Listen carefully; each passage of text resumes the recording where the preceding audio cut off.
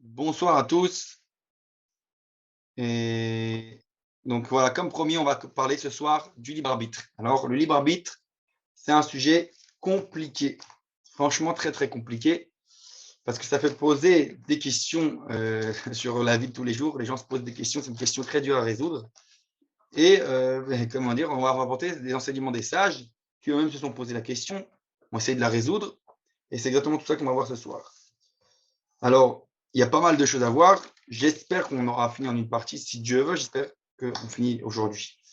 Parce que c'est quand même en condensé. Je vais essayer de condenser. Je n'ai pas apporté de texte ce soir exprès pour pas qu'il y ait trop de masse d'informations. Il faut essayer de condenser tout ça. J'ai voulu concentrer ça en un cours. Donc voilà. Premier point important qu'on va parler ce soir, c'est face à libre arbitre. Donc déjà, vis-à-vis du libre arbitre, c'est la difficulté de la question. C'est-à-dire quoi? Ça veut dire, à savoir, est-ce que véritablement, c'est logique de dire qu'il y a un libre arbitre? Est-ce que l'être humain, de manière générale, il pense sa logique, que ce soit logique que le libre arbitre il existe véritablement? Donc c'est la question qu'on s'est posée. Est-ce que le libre arbitre, c'est une illusion ou alors c'est une réalité? C'est ça toute la grande question. D'accord? Et donc, et, donc, ça, c'est le début de la question. Vient premièrement, on va voir pourquoi c'est difficile d'admettre une telle réalité, une telle idée. Parce que la société d'aujourd'hui, particulièrement dans beaucoup de domaines, de plus en plus, elle se rend compte que tout peut être expliqué par des lois, des règles, la nature, la science. Aujourd'hui, on trouve des lois à tout. Alors, regardez la liste que je me suis écrite. Eh bien, par exemple, on trouve un déterminisme dans le socio-économique, biologique, psychoanalytique, déterminisme aussi dans le socio-éducatif. C'est dans tous les domaines, on arrive à expliquer tout. Tout peut être expliqué, tout a une raison. Alors moi, je ne peux pas parler de ce sujet sans me rappeler la fameuse pensée d'Aristote, qui pense qu'il y a la cause première, Siba Rishona. D'accord? Donc, véritablement, a priori, ça résout tous les problèmes. On se dit, mais non, tout est mécanique. Il y a un déterminisme dans chaque chose, que ce soit tous les domaines de la science dont on a parlé. Et donc, finalement, comment on peut admettre qu'il y a un libre arbitre? Puisque libre arbitre, ça veut dire que finalement, quelque chose qui n'est pas explicable par une règle, ou qu'on ne peut pas prévoir dans ce système mécanique qui pourrait expliquer tout le reste. Donc on voit bien, l'exemple que j'ai donné, dans le monde de la biologie, dans la nature, il y a des choses qui sont la loi de la nature, un cycle. Il y a des cycles qui sont naturels, qui se règlent. Tout est réglé. Et que ce soit dans le monde, voilà, j'ai mentionné ici socio-éducatif, par exemple, aujourd'hui, de plus en plus, dans l'éducation, d'ailleurs c'est même un problème, je pense, mais tout vient de cette société occidentale, mais qui vient nous dire que tout peut être expliqué, tout peut, euh, selon une loi. C'est-à-dire qu'on arrive même à expliquer les comportements d'une personne. Alors moi, je me rappelle par exemple, ce qu'on dit souvent, enfin ce qu'on dit souvent, souvent, aujourd'hui avec on va dire la modernité, etc., dans les films de science-fiction, ils aiment bien faire apparaître l'homme, l'être humain, comme quelqu'un comment dire, prévisible. De prévisible. Comme tu peux tout expliquer, donc tu vas expliquer son comportement. Tout est prévisible. L'être humain, c'est une créature prévisible. C'est comme ça qu'on aime à dire. Donc ça vient quelque part ôter cette idée de libre arbitre. C'est-à-dire que quand ils sont dans les films science-fiction, ils amènent des extraterrestres et compagnie, ils se disent, ouais, l'être humain, pour eux, c'est pas différent d'un canard ou une vache tu peux prédéterminer son comportement en fonction des choses instinctives. C'est comme ça qu'ils voient les choses. C'est-à-dire que même ce qui paraît être a priori, on va dire, un animal développé selon eux, qui est l'être humain, eh ben, ils vont expliquer tous les comportements, soit psychologiques, tout ça, ça va être expliqué par une raison, par une règle, qui va dire, allez, maintenant je peux déjà anticiper et dire voilà comment il va réagir si tu appuies sur tel et tel bouton, entre guillemets. Pour dire que toutes ces règles-là existent, ces sciences-là existent. Mais est-ce que véritablement, on est enfermé dans un monde justement de déterminisme et de règles? C'est ça toute la question en fait de ce soir. C'est ça qu'on va se demander. Et donc, comme j'ai dit, déjà la société, elle, a priori, c'est très à la mode aujourd'hui, ce déterminisme, de l'expliquer tout par des règles et des lois. C'est le rationalisme occidental. Parce qu'à partir du moment où on vient dire, il faut le digérer, quelque chose qui n'est pas explicable par un mécanisme, un cycle, Tout d'un coup, ça nous pose plein de questions et on a pris le fameux électron libre on ne sait pas, on ne peut pas gérer. Ça, on n'arrive pas. Alors, derrière cette question qui paraît être banale de déterminisme ou pas, et comme j'ai dit, ça apparaît déjà avec toute la pensée d'Aristote, qui lui passe avec cette fameuse, en français, la cause première, Siba Arishona, il vient expliquer tout par un cycle. Donc ça veut dire que, ça me rappelle toujours le texte du Rav Kook qui dit chaque chose dans notre vie, on peut l'expliquer sur deux plans. A priori, tout le plan de ce que j'ai parlé jusqu'à maintenant, c'est le plan du déterminisme, pardon. C'est-à-dire expliquer tout est la cause de, à cause de, à cause de, à cause. Ça, ce fameux déterminisme. Tout peut être réglé, tout a une explication logique et rationnelle dans le monde de la siba, de la causalité. Donc ça, c'est dans ce monde-là de la nature. Mais on va voir, et c'est ce que je vais déterminer, que le libre arbitre, c'est tout l'inverse. Le fait que Kadosh Baruch crée, il nous donne un libre arbitre à nous, à l'homme, à la créature, c'est pour montrer justement que Kadosh Baruch veut dévoiler en delà, Kadosh Baruch, comme il dit souvent Manitou, c'est pas quelque chose, un mécanisme, un robot, c'est quelqu'un, entre guillemets. Ça veut dire que c'est un dialogue personnel, et pas un dialogue impersonnel. C'est un dialogue de panim el panim. C'est ça le dévoilement de l'infini du créateur face à la créature au fini. On veut un dialogue personnel. Et ce qui dit personnel dit on ne peut pas tout expliquer par un mécanisme, par une règle, par un déterminisme. Et ça, c'était un premier point important à souligner. Et ah oui, alors qu'est-ce qui se cache, qu'est-ce qui se cache derrière cette question finalement? Parce que l'être humain, en expliquant tout par une loi, finalement, ça va aussi, qu'est-ce que ça fait? Ça ôte la responsabilité de l'homme. À partir du moment où tout est explicable, tout est déterminé, alors on dit, bah, c'était évident que tu agisses comme ça ou comme ça. D'ailleurs, on en a trouvé toute forme de déterminisme, même dans d'autres religions. Je pense particulièrement maintenant à l'islam, qui est le fameux maktoub. Tout est prédéterminé, tout est écrit, et donc ça ôte toute responsabilité. Il y a un certain problème théologique à cela. Alors justement, on va voir. Il y a d'abord, on sait tous, le fameux droit à la liberté de chacun, de la déclaration des droits de l'homme, ça, chacun, tout homme a droit à la liberté. Je ne me rappelle pas exactement la citation, mais ce fameux droit, qu'est-ce que c'est exactement ce droit à la liberté? Alors le Rav explique que si il y a un droit à la liberté, c'est justement parce que véritablement, on n'y croit pas véritablement à la liberté. Alors on te laisse le droit d'être libre puisqu'on sait que finalement, tout ton comportement est explicable par ce fameux mécanisme déterminisme. C'est ça qui se cache derrière la pensée occidentale. Et maintenant, si, comme on dit, tout est explicable, tout mon comportement peut être prévisible, peut être anticipé, alors va naître tout de suite une question qui relève de l'absurde. Alors pourquoi on devrait rendre des comptes? Puisque tout est prédestiné. Pourquoi je dois être puni ou pas? Pourquoi dans une société on doit punir ceux qui font le mal? Pourquoi on doit les méchants les mettre en prison, entre guillemets, etc. Pourquoi punir? Le simple fait de la punition et du châtiment, pourquoi? C'est absurde puisque tu dis que tout est prédéterminé. Il n'a pas choisi de faire ce qu'il fait. Alors il y a à cela des différentes tentatives de répondre à cette absurdité dans les différents courants. J'en rapporte ici les deux principaux.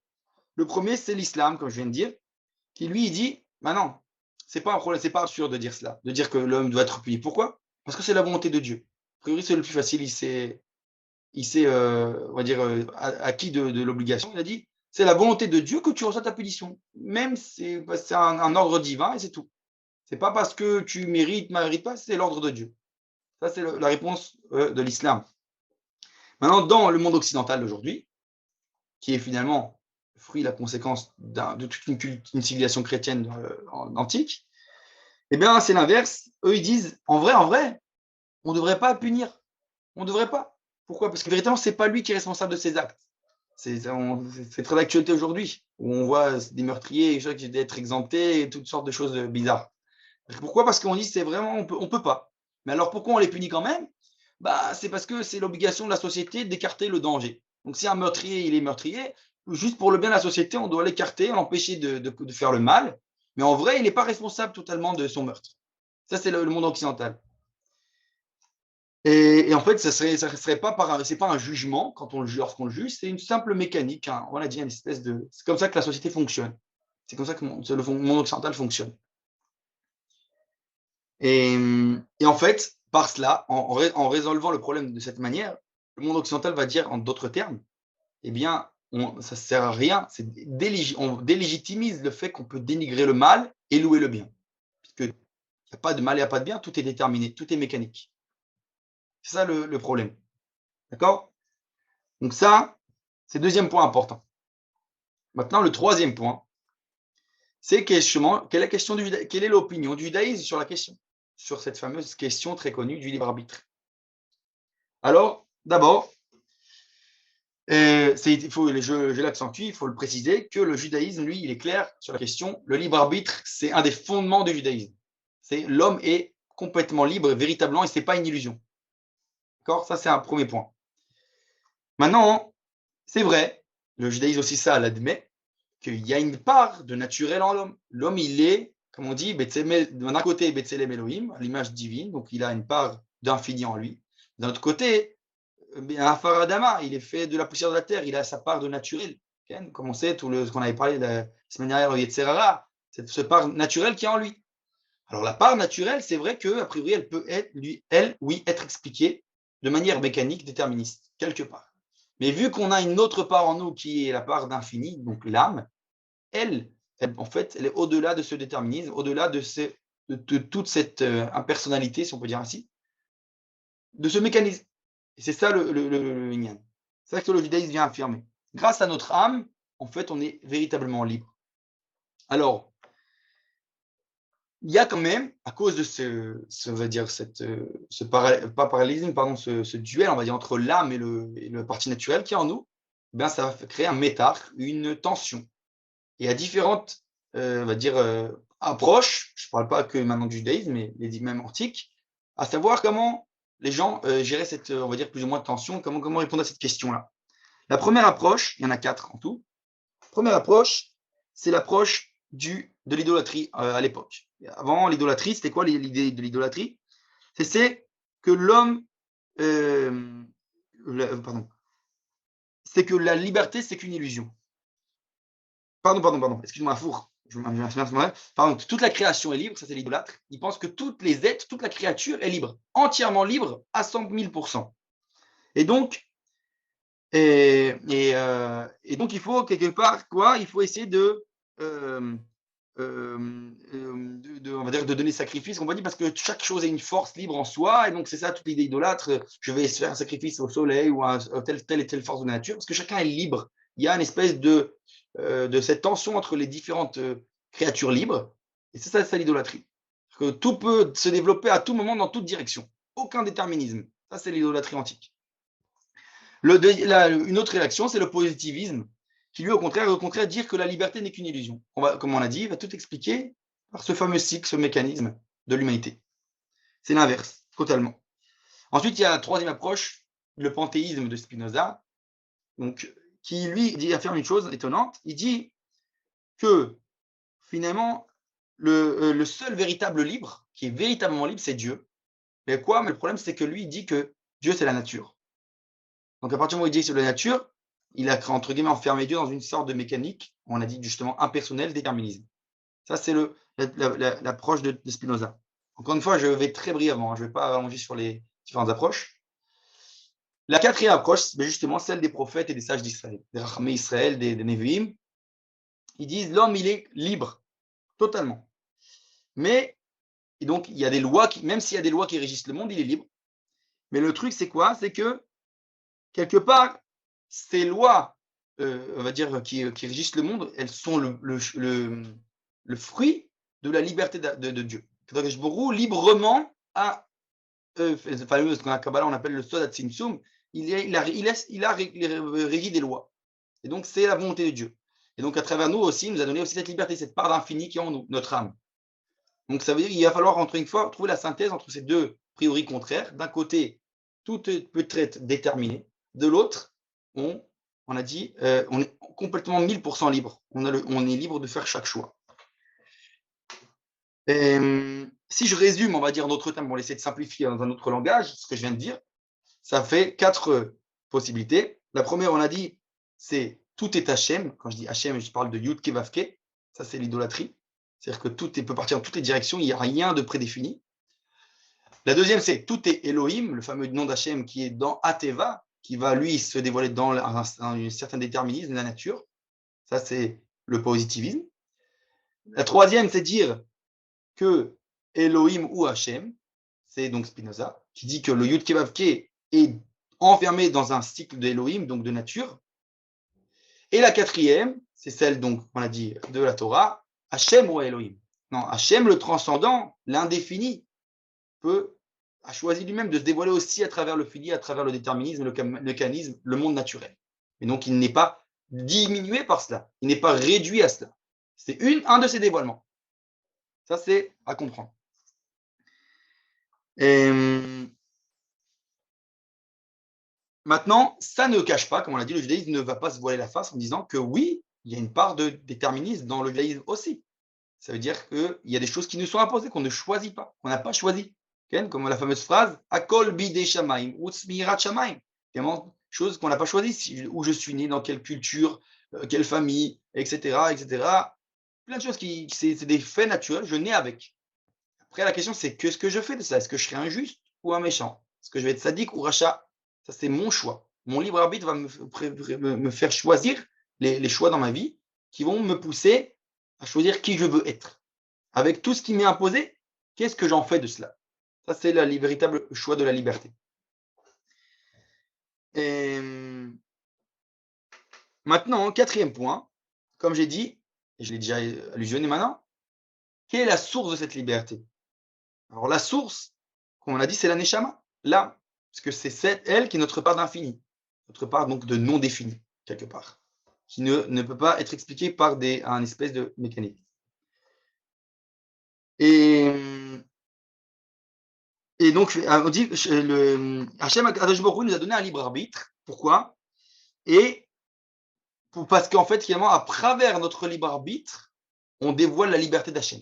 Parce que comme ça fait partie de cette volonté d'Hachem de nous avoir donné cela, ça c'est la fameuse histoire que Rav Shaki raconte toujours, du petit enfant qui, la veille de Shabbat, et que la mère prévoit, elle fait ses cuisines de Shabbat, elle veut faire la cuisine, et elle voit que le petit la dérange dans la cuisine. Alors elle lui dit, ah, bon, comme il me dérange, je vais lui donner un rôle. Il va m'éplucher les patates. La fameuse parabole du Rav Cherki. Et donc, finalement, elle lui donne à éplucher les patates. À partir du moment où elle décide de lui donner à éplucher les patates, toute la cuisine du Shabbat dépend de comment le petit va éplucher les patates. Donc, ça veut dire qu'à partir du moment où donc je sors maintenant de l'image, je vais dans le Nipshal, et ben, à partir du moment où Kadosh Baruch Hu décide de nous donner libre arbitre, tout le projet divin va dépendre de nos choix.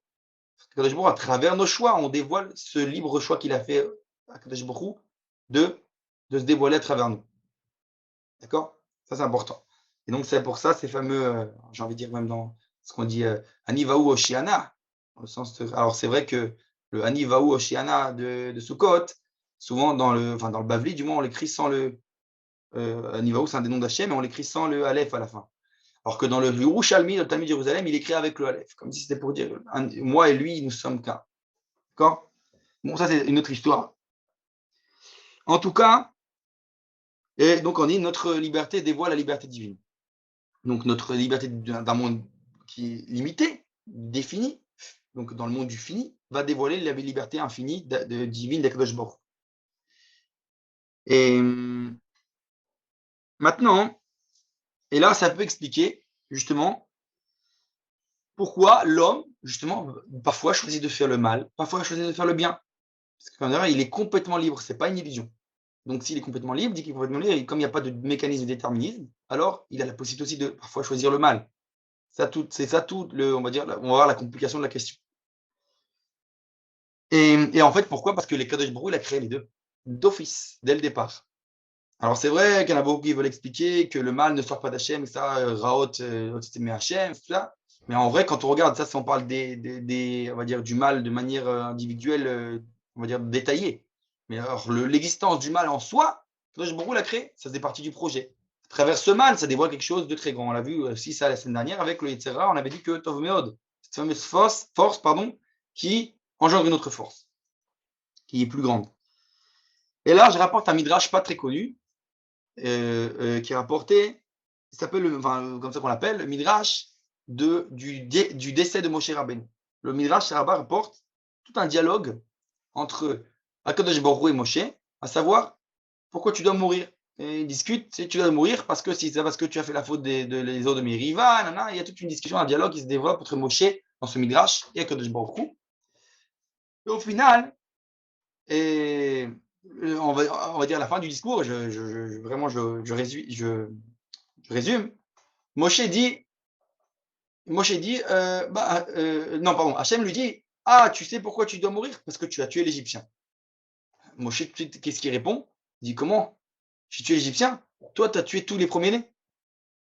Comment moi, j'ai tué un homme, toi, tu as tué plusieurs. Ah, et Akadosh Baruch Hu répond, ah, mais moi, je peux les faire revivre, pas toi. Donc, ça veut dire quelque part, c'est quoi? Qu'est-ce qui vient nous cacher ce midrash? Ça veut dire que quelque part, pour nous, il y a le mal existe. Pourquoi? Parce qu'on n'a pas la possibilité, on n'est pas on va dire, illimité, on n'est pas infini, donc on n'a pas la possibilité de réparer chaque acte qu'on fait. Ce qui n'est pas le cas d'Akadosh Baruch Hu, qui peut tout. Donc lui, il peut faire, il a liberté totale, comme on a dit, liberté infinie, puisqu'il a la possibilité d'aller après prendre dans chaque direction, de tout réparer, même de revenir en arrière, entre guillemets. Ce qui n'est pas notre cas à nous. En tant qu'être créé, fini, on ne sommes pas pleinement libres. On est libre, mais on a dit, on est avec certaines choses qui nous sont limitées.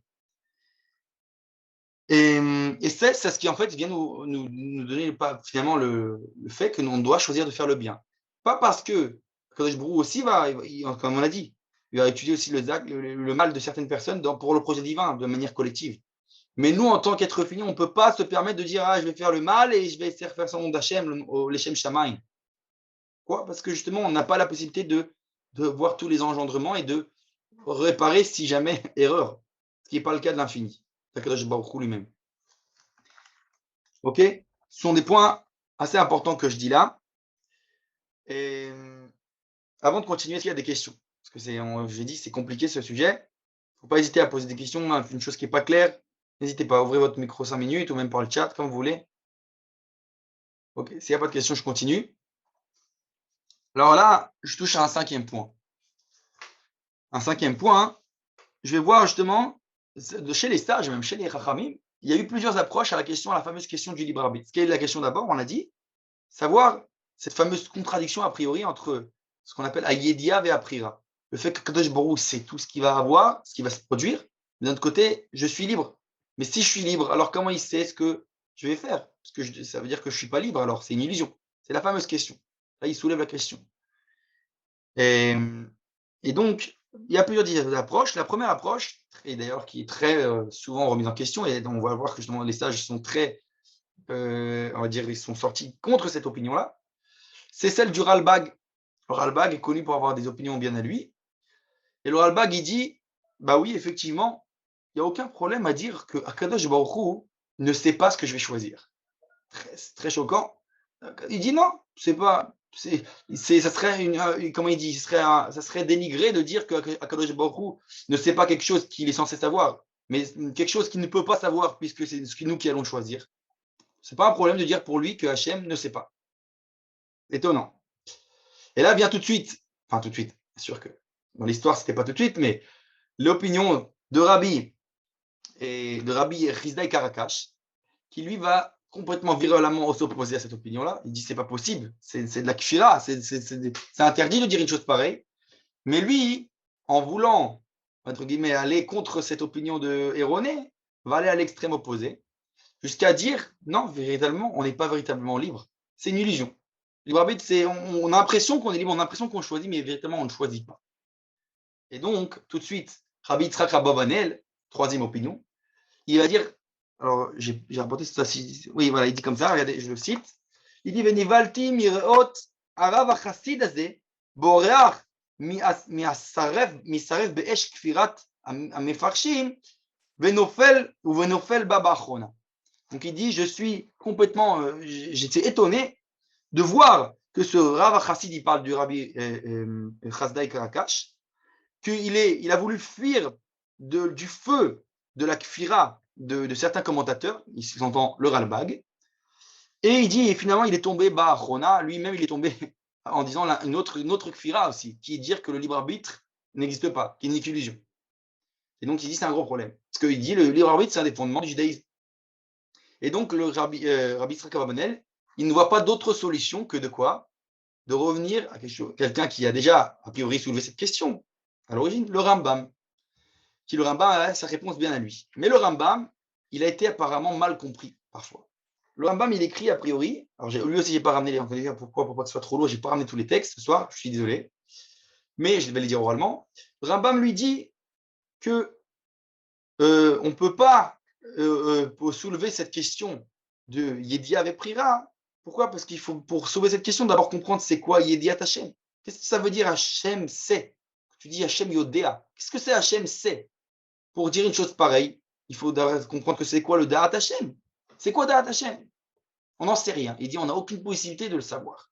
Mais juste, il dit, puisque nous, tout nos, on va dire, toute notre compréhension du divin, elle est que par la derrière shlila, par la négative. En comprenant ce qu'il n'est pas, on peut s'approcher et commencer à comprendre ce qu'il est. Mais c'est qu'une approche, sans jamais toucher l'essence. Ça, c'est le Rambam. Et donc, il dit, donc comme pour nous, c'est évident que notre Yedia, elle est séparée donc de nos actes, de ce qu'on fait. Chez Hachem, Da'at Hachem et Hachem, ça ne fait qu'un. Il n'y a pas de séparation. Donc, de toute façon, on dit la question n'est pas, elle est impossible à résoudre. Alors ça, c'est comment l'ont compris a priori certaines personnes. Et entre autres, le Ravad qui est dans les Hasagot, qu'il écrit sur le Rambam, il dit, et en fait, il vient critiquer le Rambam en disant, et il a ouvert une grande question philosophique et il l'a laissée ouverte, il n'a pas résolu. Et donc il dit en fait, c'est pas éducatif ça. Tu ouvres une question et tu ne résous pas le problème. En fait, on va voir que le Rambam, oui, il a résolu le problème. Et on va expliquer, je vais essayer d'expliquer un peu en profondeur qu'est-ce que le Rambam voulait dire. C'est-à-dire que le Rambam, il nous dit, en nous disant que, en fait, il remet en question la question en un sens. Cette question, elle est pas à sa place. Pourquoi? À quoi ça ressemble? Il dit, c'est comme si, alors je donne un exemple, c'est comme si tu disais, et quand on parle de choses, une question qui n'est pas à sa place, par exemple, c'est comme si tu vois la pomme, est-ce qu'elle est douce ou elle est amère? Alors oui, une pomme, effectivement, on la goûte. Donc tu vas te poser la question, est-ce qu'elle est douce ou amère? Mais après, tu vas dire, et la lampe, elle est douce ou amère? La lampe, c'est pas quelque chose qu'on goûte, c'est quelque chose qu'on voit. La notion de douceur et d'amertume n'a aucun rapport avec la vision. Donc la question n'est pas à sa place. Et bien il dit c'est exactement la même chose finalement avec le Da'at Hashem. Dire savoir que Hashem Yodea, il faut d'abord. Est-ce que le Da'at, c'est quelque chose qu'on peut comprendre, qui est notre date telle que nous, en tant qu'être humain, on le comprend? Est-ce que c'est Bichlal Shayar? Est-ce que c'est Bichlal? Est-ce que c'est approprié à Kadosh Baruch Hu? Non. Kadosh Baruch Hu, il est au-delà de tout ça, de notre date à notre vision à nous. Alors ça, c'est un grand principe très général, de manière générale. Ken, je vous dis, on ne touche jamais à l'essence d'Hachem et que à ses dévoilements, jamais à ses attributs en soi. D'ailleurs, tous les noms d'Hachem ne sont que des dévoilements d'Hachem. Et donc, on ne va jamais toucher à l'essence même d'Hachem.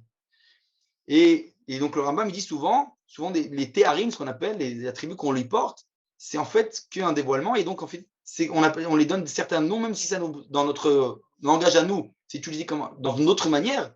On appelle ça du même terme. Chez Akadosh Baruch Hu, c'est que parce que c'est Shitouf Hashem, il appelle ça. C'est juste par comment dire en français, associativité. Le terme employé, c'est le même terme, mais ça ne veut pas dire que c'est du tout la même chose. C'est ce qu'il dit dans les fameux Shmoné Prakim Rambam, en disant que lorsque tu dis, là-bas il dit ça au sujet d'un autre sujet, mais c'est lié à notre sujet à nous, en disant que lorsque tu dis l'âne il mange et l'homme il mange, extérieurement ça a l'air d'être la même action, mais ce n'est pas du tout la même action. Ben, c'est la même chose. Il dit là, ce que tu parles de l'homme Yodéa, il sait, et Hachem Yodéa, c'est deux choses complètement différentes. Tu ne peux même pas comprendre c'est quoi le Da'at Hachem. C'est un autre monde. On utilise le même terme juste par Shitouf Hachem. Mais ce n'est pas parce que véritablement c'est la même action. Donc c'est ça qu'il faut comprendre. Et donc en fait, il a résolu le problème. Résout le problème. Résout. Maintenant, alors une autre parabole pour donner, ils disent pourquoi il faut mettre la question dans les proportions. Bah, ici, c'est comme si, la Rav, il rapporte ici une autre image, il dit c'est comme si tu disais à un enfant, est-ce que tu aimerais être plus tard président? Alors l'enfant, il va dire, mais je sais pas, est-ce qu'on joue au billes dans la maison du président? Alors, c'est comme ça que tu poses une question à quelqu'un qui n'a pas du tout les kélim, on va dire, les outils. de savoir de quoi tu parles véritablement. Qu'est-ce que ça inclut de dire d'être président? Il n'en sait rien. Lui, il est dans son monde à lui, selon son kélim. C'est kélim. Donc, ce n'est pas approprié de lui poser une telle question. Et donc, c'est exactement la même chose. Parler, nous, d'être humains infinis, non pas infini très loin, infini très très loin de cet infini, béni soit-il, de parler de Yediat Hashem, d'essayer de comprendre. C'est quelque chose qu'on n'a pas les kélim, on n'a pas les ustensiles pour. Et c'est ça la réponse véritable. Puisque Kadosh Baruch Hu, il est au-delà de notre da'at à nous.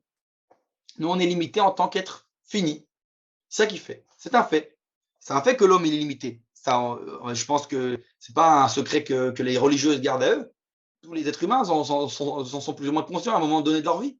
On est tous conscients qu'on ne peut pas tout expliquer, que la vie est faite telle que on n'arrive pas à trouver des raisons rationnelles à chaque événement, à chaque chose, à chaque phénomène. C'est un fait. C'est un fait que, qu'on le veuille ou qu'on ne le veuille pas, que l'homme est limité. Et donc, c'est justement ça le point. Et maintenant, alors oui, alors d'ailleurs, comme on a dit, puisqu'on ne peut pas définir Kadosh Baruch Hu, et tout ça, ce sont des dévoilements, tous ces termes-là qu'on a employés, bien, c'est pour ça que David Ameller, dans les Teilim, les Teilim, il dit Lecha Dumia Teila. Ok, je ne me suis pas trompé, Lecha Dumia Teila, il dit quoi? À toi, Hachem, par Hachem, Dumia, le silence, est une Teila, une louange. Pourquoi? Parce qu'à partir du moment où tu vas essayer de définir par même un terme, un mot, une louange à Kadosh Baruch Hu, bah en fait, tu le limites. Donc, c'est-à-dire que pour la vraie louange à Hachem, c'est la Doumia, le silence. C'est le fait que tu restes dans l'indéfini. Alors, je ne sais plus si on en avait parlé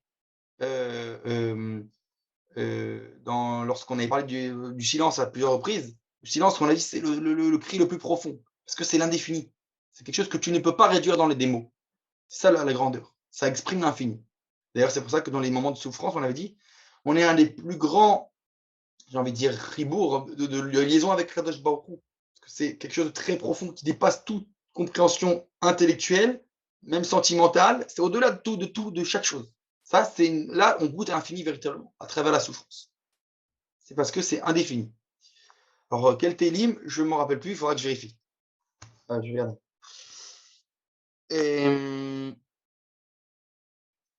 Et là, j'en arrive en fait au dernier point qui touche à plusieurs, mon sixième point qui touche à plusieurs points, on va dire, à l'intérieur de ce point-là. La première chose, c'est de savoir la fameuse phrase qui est le premier qui a parlé du libre arbitre. Enfin, à part, on va dire, la Torah, tout ça. Je vais aller au niveau des chez les sages. C'est Rabbi Akiva dans sa fameuse phrase très connue. Akol tsafou ivarishut netuna. Là, dans cette phrase-là, réduit la problématique. C'est-à-dire qu'à Kol Tsafou, d'un côté, tout est prévisible, tout est su d'Hachem, mais à Reshut Netuna, comment dire, l'autorisation est donnée, donc tu es libre de choisir. Donc c'est d'un côté, il vient affirmer, en fait, ici, il vient pas se résoudre la question, pas la résoudre, il vient juste me dire une affirmation. Rabbi Akiva, il dit, c'est un fait que tout est prévu par Akadosh Baruch Hu, Dieu il sait tout, c'est un fait. Et d'un autre côté, parallèlement à ça, que ça ne contredise pas, c'est un fait aussi que on est véritablement libre. Je fais mes choix, je ne suis pas limité par quoi que ce soit lorsque je choisis. Donc, Reshut Netuna, véritablement. Donc, c'est un fait. Et quand on admet d'ailleurs cela, et ben justement, on l'a dit, c'est comme l'exemple, un exemple qu'on peut voir dans le monde de la science, c'est je pense, 10-20 dernières années, si je ne me trompe pas, c'est avec la lumière. Il y avait pendant des années le problème de la lumière, savoir est-ce que c'est fait d'onde ou de matière, en matière ou antimatière. Et pendant des années, on n'arrivait pas à résoudre le problème. Au final, la science a admis que c'est les deux à la fois, parce que les conclusions scientifiques ont mené aux deux conclusions. C'est à la fois, la conclusion nous dit que c'est de l'antimatière, à la fois c'est de la matière. C'est un fait. Ils ont fait les tests, ça marche. Donc, ils ont été obligés d'admettre que la conclusion est que c'est les deux à la fois. Ils ont dû admettre par les faits la contradiction. Eh bien, c'est la même chose un peu. Ça ressemble. C'est-à-dire que le libre arbitre est un fait, on est libre, mais d'un autre côté, la connaissance divine infinie est aussi un fait. Ça contredit a priori dans l'entendement humain, c'est peut-être vrai, oui, mais c'est justement comme on a dit, le Rambam dit c'est parce que on ne peut pas comprendre à l'origine le Da'at Hashem. À notre niveau, nous définit, c'est incompréhensible. Et, et ce qui me laisse donc encore après apporter toute cette idée que, on a dit que donc tout est. Oui, pardon, essayer de comprendre, il y a une autre notion, on dit tout le temps, Kadosh Baruch Hu, il y a l'histoire du. Il sait tout. Mais entre guillemets, Kadosh Baruch Hu, comme nous, on dit c'est quoi le savoir, ce savoir de chez nous? C'est quelque chose qui est limité dans le temps, puisque nous, on vit dans l'instant présent. On ne peut pas revenir ni dans le passé, ni dans le futur. Ce qui n'est pas le cas d'Akadosh Baruch Hu. Kadosh Baruch Hu, il n'est pas défini dans le temps. Qu'est-ce que c'est Dat Hashem? C'est savoir à quel temps tu parles, le présent, passé, futur. Comme ce qu'on a dit, c'est tout indéfini, parce qu'il est infini. Alors, la question ne peut pas être résolue, on va dire, intellectuellement, humainement. Maintenant, sur ce fait-là de cette fameuse phrase de Rabbi Akiva que je viens d'apporter, qui est un fait, donc il faut admettre que les deux existent en parallèle, vient s'ajouter un ridouche de Rabbi Tzadok Milublin, dans Tzitkat Hatzadik, qui nous dit comme ça, et il va donc selon le même, on va dire dans la même direction que le Rambam, mais non, il en conclut une chose, et ça c'est un point important. On avait dit à plusieurs reprises, et c'est la beauté de toute la Torah. À savoir qu'il dit que finalement, on peut lire la Torah dans deux sens. On va dire, je vais appeler ça comme ça dans mes moi, dans le regard divin, qui est le a priori d'Akadosh Baruch Hu, mais aussi on peut regarder dans notre regard humain à nous, le a posteriori, pour nous. A posteriori, a priori, comme ça que je vois les choses. Alors, si je donne un exemple classique, le fameux exemple de la faute du veau d'or, des brisures de la table de la loi. La première lecture, c'est de dire Akadosh Baruch Hu, il a vu qu'on a fauté, on a fait le veau d'or, alors on a dû briser les tables. Pour en soi, après ensuite des nouvelles. Ça, c'est la lecture, on va dire, humaine a posteriori. C'est donc causalité. Comme, on va dire, de la même manière de Aristote, si on peut dire ainsi. Maintenant, il y a la lecture inverse. Kadosh Baruch Hu, il voulait nous donner les deuxièmes tables. Pour cela, il fallait briser les premières. Et donc, il fallait qu'on en arrive à cette faute du veau d'or. Alors ça, c'est allusionné dans la Torah même. Il y a une contradiction a priori entre la paracha de Mishpatim et la paracha de Kitissa. Dans Kitissa, ça semble que je ne sais plus si j'inverse les deux, mais en tout cas, c'est dans l'une des deux, on voit que le fait que Kadosh Baruch Hu, il envoie un ange pour accompagner le peuple d'Israël dans les airs, c'est un a posteriori. C'est parce qu'il y a eu un problème, alors on vient, maintenant je ne vous accompagnerai plus directement, je mettrai un ange préposé à ma place. C'est un a posteriori, à cause de notre faute. Alors que dans l'autre paracha, c'est quoi? C'est un a priori. Kadosh Baruch Hu nous dit, je vous mettrai un malach, etc. Et on voit que là-bas, on n'a ni mentionné aucune faute, que c'est un a priori d'Akadosh Baruch Hu. Kadosh Baruch Hu, il veut que ce soit un malach qui nous accompagne dans le désert. Et donc on dit, alors on ne comprend pas. Le malach, il est a priori ou a posteriori? C'est parce qu'on a fauté ou alors il s'était prévu dès le départ?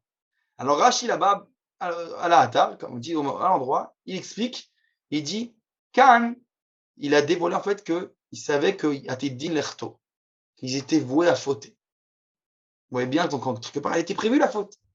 Elle était prévue la faute, Rachid dit à la Makom. La faute était prévue. Encore une fois, c'est tout ça, c'est toute la question. C'est ce que tu regardes. De quel on va dire, prisme tu regardes? Le a priori du divin, Kadosh Baruch Hu, de l'infini, ou le a posteriori humain à nous. C'est comme ça. Tu peux lire la Torah dans les deux sens. C'est exactement tout le secret. Là, j'ai donné l'exemple du veau d'or et du Chet Hegel. Je n'aime pas traduire veau d'or, mais et des tables de la loi, le Chotabrit, mais c'est vrai en fait pour tout le reste, toute la Torah. On peut la lire, comme dit le Rav Aviner aussi, et à Char et à Four, dans les deux sens. Maintenant, c'est évident que nous, en tant qu'êtres humains, que nous ne sommes pas infinis, eh bien, il nous incombe d'agir selon on va dire, nos outils, c'est quoi? D'agir comme si on était, enfin comme si, mais véritablement, on est libre. Selon nous, on est libre. Ce qu'après en advient, les conséquences, tout ça, c'est déjà de l'ordre des comptes divins. C'est déjà plus de notre dimension à nous. Mais c'est un fait. Maintenant que j'ai dit toute cette idée, il faut apporter le dernier point, et qui est, je pense, un point primordial, c'est que Rav Kook vient inventer une autre dimension. Après Rabbi Tzadok Milublin, tout ça, la dimension de la tchouva. On va commencer à comprendre qu'est-ce que c'est que cette teshuva-là. C'est lié à la question. Alors, tant que on n'a pas fait tchouva, explique le Rav Kook, eh bien, ça veut dire qu'on est encore, finalement, entre notre propre main de nous-mêmes, voué à nous-mêmes, si on peut dire ainsi. Et donc, ce qui dit voué à nous-mêmes, ça veut dire qu'on doit être entièrement responsable de nos actes. Donc, on va devoir payer en fonction de ce qu'on a fait. Mais à partir du moment où on fait teshuva, alors, à posteriori, bien entendu, nos actes qu'ils ont accomplis, qui sont faits, eh bien, on remet la responsabilité à l'infini. C'est le cas de toutes nos fautes. Tout d'un coup, j'ai fait teshuva, je déracine ma mauvaise intention, même lorsque j'ai fait le mal, et donc je remets entre les mains d'Akadosh Baruch Hu. Alors, comment ça s'exprime cela? Très connu dans la parashat Bereshit, avec le fameux meurtre de Caïn. Lorsque Caïn, c'est la question que tu as entendue à Caïn, c'est ça le problème de Caïn, qu'il n'arrive pas à véritablement faire tchouva. C'est que Caïn, il va dire, lorsqu'il lui a tué, et Akadosh Baruch Hu lui dit, hé, Evel achicha, il est où Evel, ton frère?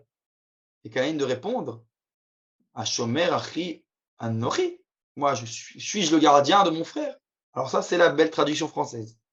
Mais c'est quoi anochi? Anochi, très connu, c'est Akadosh Baruch Hu. C'est pas Ani, il n'y a pas écrit Ashomer Ani, Ashomer achi Ani, pardon. Il n'y a pas écrit Ani, écrit Anochi. Allusion à Akadosh Baruch Hu lui-même.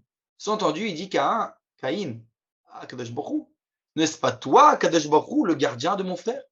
Sous-entendu, si je l'ai tué et que tu m'as laissé faire, ça veut dire que j'ai accompli ta volonté. Shomer, Achi, Anochi. C'est toi, Anochi, le gardien de mon frère. C'est ça le gros argument de Caïn. Quelle est la réponse? Il a raison ou pas raison, Caïn? Vous pouvez répondre. Hein. Alors, Caïn, eh bien, il a tort et on va comprendre pourquoi. Ça veut dire que oui, on a dit, quand je me aussi intéressé par le mal, il va utiliser le mal dans son projet divin. Mais on a dit que nous, en tant qu'être fini, comme avec Moshe, est-ce que nous, on a complètement peut engendrer les conséquences de tous nos actes? Non, on est limité, on est fini, on n'est pas infini. Et donc, Caïn, au moment où il tue, c'est par intérêt personnel. Tu n'en as aucune idée que ça va réussir ou pas réussir. Vis-à-vis de toi, tu fais le mal. Tu sais en aucun cas que ce mal-là, précisément, doit être, il est voulu par Akadosh Baruch Hu, il est utilisé. Toi, tu n'en as aucune idée. Donc, pour toi, c'est ça que tu dois faire, tu vois. Maintenant, c'est fait. Alors oui, c'est fait, c'est vrai. Ce qui est fait est fait. Maintenant, toi, comme ta volonté était mauvaise, parce que tu n'en avais aucune idée de ce plan divin, tu dois maintenant faire tchouva. Et comment tu fais tchouva? En déracinant, comme il dit le Ramchal dans le Messiah Charim, la mauvaise volonté de l'acte.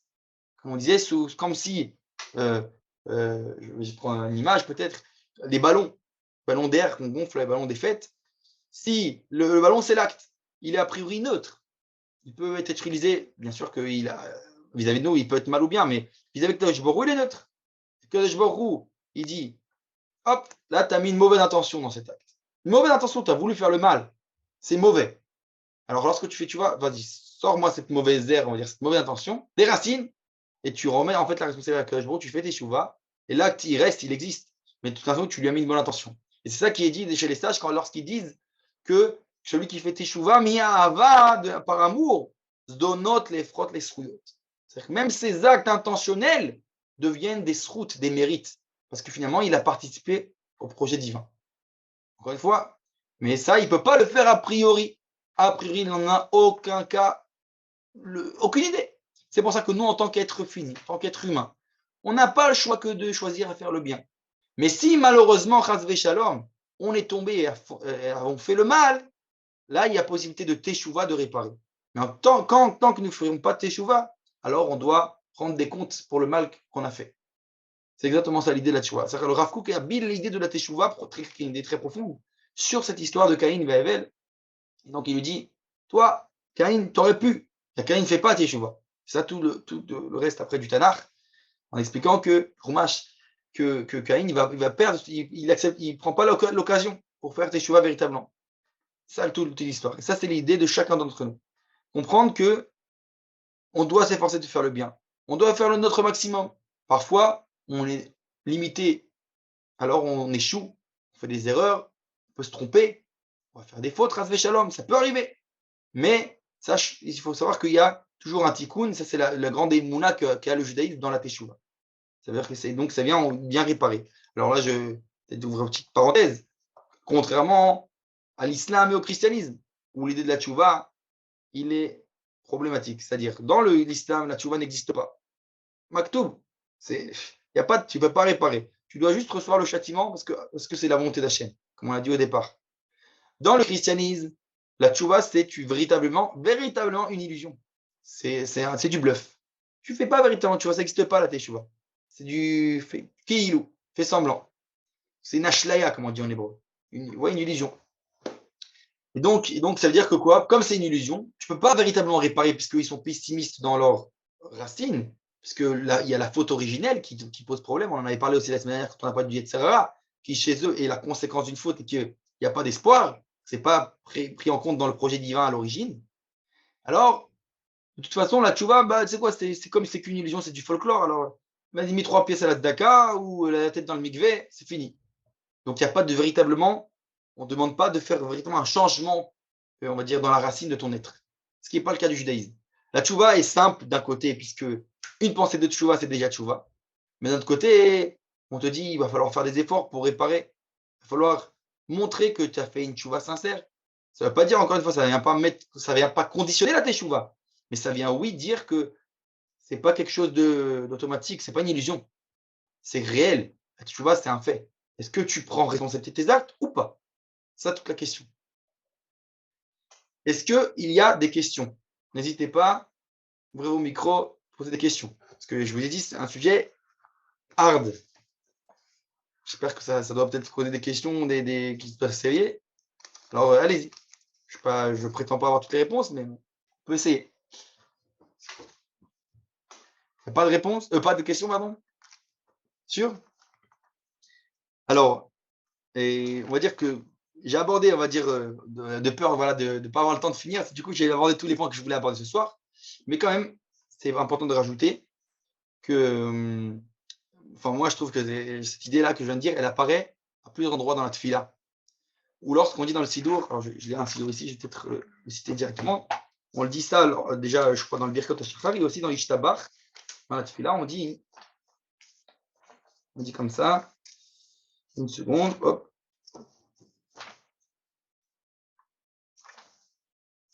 Voilà. On dit, donc on parle d'Ishtabach, Doucha, Mahou, et on arrive à la fin, on dit Boré kol neshamot, ribon kol hamaasim.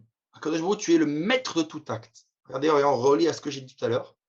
Kol hamaasim, c'est tous les actes, donc les actions, c'est toi le maître des actions. Alors qu'est-ce que nous, on est maître de quoi, nous? Eh bien, comme on l'a dit, a priori, on est maître de choisir de faire le bien. Mais a posteriori, une fois que l'acte, le maasim, il est fait, le maasé, il est fait, alors il ne me reste plus, je suis plus libre que de la volonté qu'il y a dans l'action, de la kavana que j'ai mis dans l'action. Soit c'était une bonne volonté d'office, et donc c'était une mitzvah, c'est un acte qui est pris pour mon bien, soit c'était un avera, et là j'ai la possibilité de déraciner cette mauvaise volonté de l'acte, et remettre le acte, comme on a dit, par V, neutre, en les mains d'Hachem. C'est Ribon Kolamassi. Et il y a un autre endroit où je pense que c'est assez bolette, et ça dépend des Sibri, mais je pense que le Sidour Livrono, l'ancien, il est plus juste à ce point-là, c'est ce que personnellement je pense, je ne veux pas dénigrer l'autre Sidour, mais il y a un endroit qu'on dit après les Taranonim, lors de l'Amida, on va voir si c'était le Sidour que j'ai en face de moi, ce n'était pas un Sidour Livrono, mais moi je vais voir si, comme c'est écrit ici, lorsqu'on dit les Taranonim, voilà, on dit une phrase.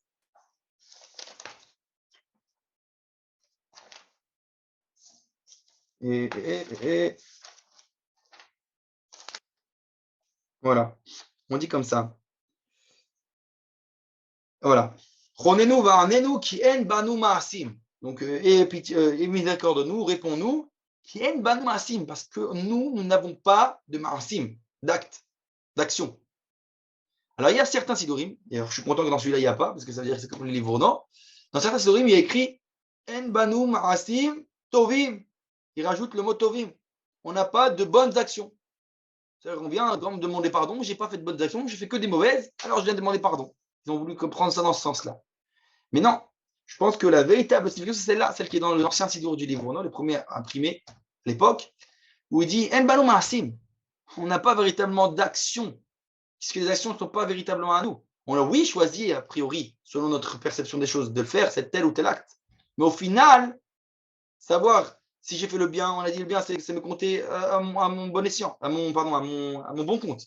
Mais sinon, alors je remets l'action de main d'Hachem, mais moi je vais changer l'intention. Donc en je n'ai pas d'acte. véritablement, c'est l'infini. Ribon kolam asi. Voilà, c'est un peu le point que je voulais souligner ici. Est-ce qu'il y a des questions toujours? Je crois que j'ai terminé. J'ai terminé peut-être plus tard, mais bon, c'est pas grave. Ce ne sera pas une heure totale. Si les questions, c'est le moment, des remarques, quoi que ce soit, ou au micro, pas de problème. J'ai terminé pour aujourd'hui.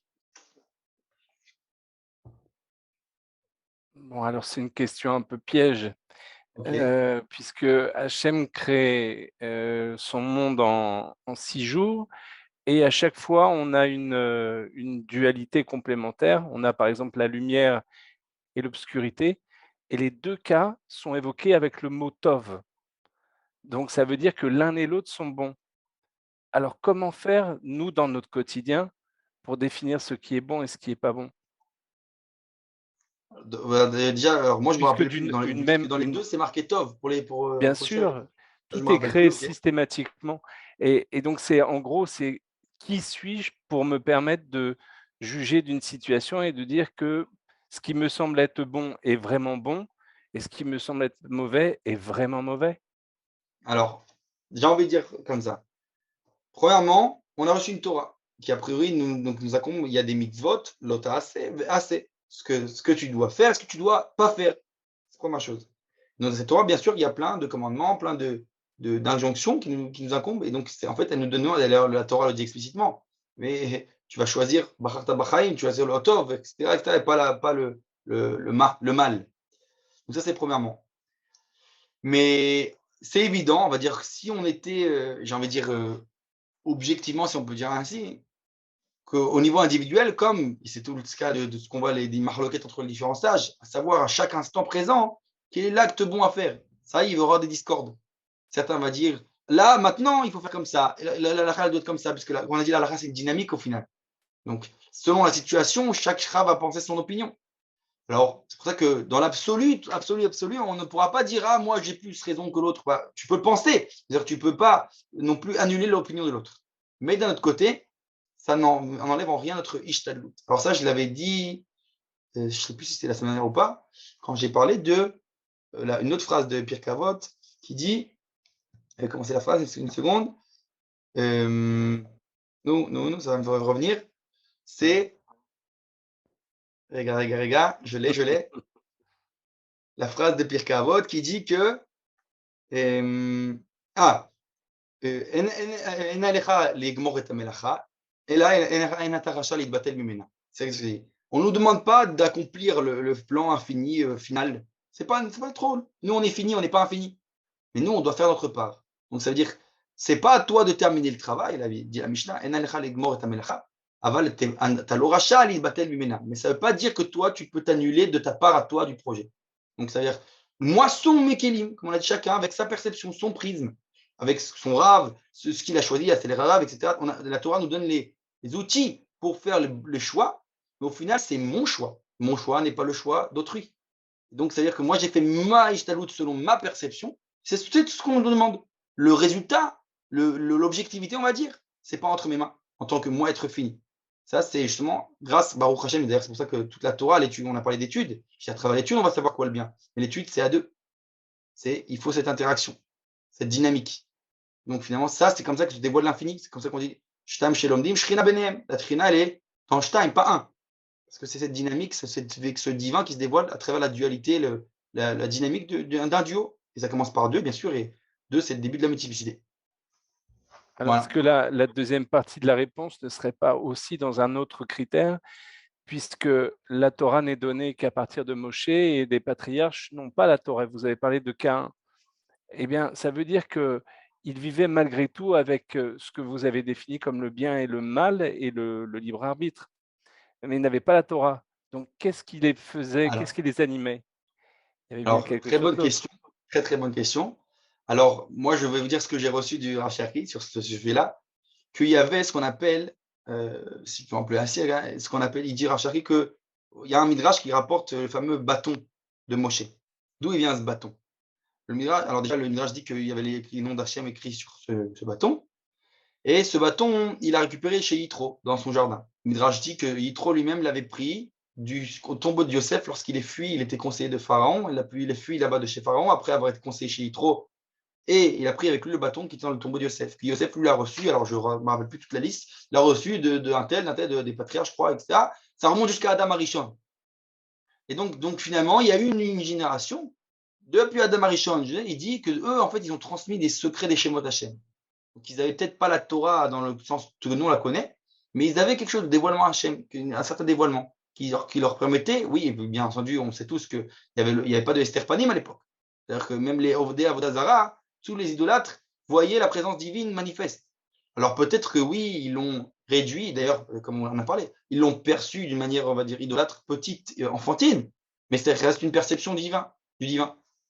Et donc, il y avait certains qui ont gardé sans perdre le fil, on va dire, de cette tradition depuis Adam Arishon jusqu'à Yosef, le patriarche, etc. Et ça s'est transmis à la fin à Moshe. C'est ce que Moshe vient apprendre, selon Rav Cherki, chez Yitro, à Midian. Il vient lui transmettre ça. C'est ça donc c'est vrai que quelque part, il y avait une autre voie. Et c'est vrai, comme le dit Manitou, ça, je suis obligé de le préciser, que Manitou, lui, selon lui, tout le début du Chumash, en fait, qui est depuis Adam Arishon jusqu'à l'apparition de Ham Israël, de Abraham, Israël et Yaakov, eh bien, le Ham Israël aurait pu apparaître chez tous ces personnages-là. Mais c'est un échec historique. C'est-à-dire qu'à chaque fois, il y a une possibilité, mais comme il y a le libre arbitre, on l'a dit. Donc, ils auraient pu, ils ont échoué. Alors, ça continue, ça passe à la génération d'après, etc., jusqu'à ce qu'Abraham est le premier à véritablement réussir ce projet, à commencer à se dévoiler à travers lui, cette fameuse Knesset Israël, cette Neshama collective d'Israël commence à. Mais même lui, c'est pas terminé. Il va y avoir des birurim. Après, ça va être son fils Yitzhak. D'ailleurs, d'abord, c'est Abraham et pas Lot. Ensuite, Yitzhak et pas Ishmaël. Yaakov et pas Esav. Et là, on arrive aux Shvatim, aux tribus. À partir du moment où Yaakov il comprend qu'il est Israël, en fait, il inclut en lui le côté d'Abraham et le côté d'Yitzhak, sans les clipotes. Et il devient à partir du moment le peuple d'Israël, le Mishpachot, et ensuite il descend en Égypte, etc., etc. Donc ça, on va dire que tout ça se fait étape par étape, mais tout ce but, c'est que le peuple d'Israël doit apparaître dans quelqu'un qui est prêt à la faire apparaître dans ce monde-ci. Ça dépend du libre arbitre de l'homme. Et donc les volontaires, entre guillemets, c'est Abraham. C'est-à-dire que dire qu'Abraham, il est né comme ça, oui, c'est vrai qu'il y en a qui aiment à dire ça. Mais c'est un problème. Pourquoi? Parce que la Mishnah, elle dit que Abraham kibel sachar al kulam. Abraham, il a reçu le salaire de tous ceux qui l'ont précédé. Quel salaire tu reçois si tu es né? C'est quelque chose d'inné. Il n'y a aucun mérite. Tu es né comme ça. Non, parce qu'il a dû d'abord l'acquérir par son choix, par ses choix. Et ensuite, il est passé de Abraham à Abraham. Et donc, il a pris cette sgoula qui a commencé à apparaître à travers lui. Voilà. J'espère que j'ai répondu. Parfait. Il a pris ce fameux Heik, lettre Heik, on va peut-être étudier prochainement. Bezrat Hashem. Par votre intermédiaire, ce serait bien. Bezrat Hashem. Voilà, j'ai fini pour ce soir. Et bah voilà, du coup, j'ai fait qu'en une partie le libre arbitre. Tant mieux, parce que 2 parties, ça fait parfois un peu lourd. Et Baruch Hashem. Et la semaine prochaine, on va étudier. Alors, regardez, je me le suivi. Alors là, j'ai un sujet qui est assez compliqué. Je ne sais pas si je le fais ou pas. Achavaya Datit, c'est le prochain sujet. C'est, on peut traduire que ça, l'expérience religieuse. Il y a tout un sujet autour de ça. Bon, je vais voir. Je vous tiens au courant par WhatsApp. À la semaine prochaine, même heure, Bezrat Hashem. Et voilà. Donc, bonne soirée à tous.